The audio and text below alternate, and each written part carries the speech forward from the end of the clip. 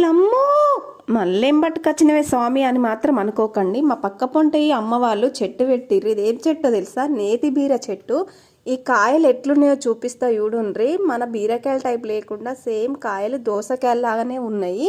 ఈ కూర మాత్రం సూపర్ టేస్ట్ ఉన్నది ఫ్రెండ్స్. నేనైతే ఇదే పుట్టిన కంచెలు ఈ చెట్టు చూడడం ఇదే ఫస్ట్, ఈ తినడం కూడా ఇదే ఫస్ట్. మీరు ఎప్పుడైనా చూసి తింటే కామెంట్ చేయండి. నేతి బీర చెట్టు మీరు కూడా దగ్గరలో మీకు ఎక్కడైనా గింజలు దొరికితే తెచ్చి పెట్టుకుంటారని ఈ వీడియో తీసిన.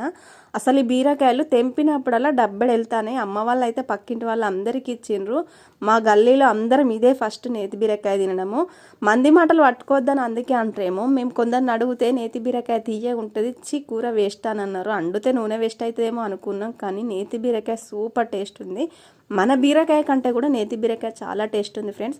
ఇంకొక విషయం ఏంటంటే ఈ బీర చెట్టుకు ఎంత వెడల్పు పందిరి ఎత్తే అంత వారుతుంది.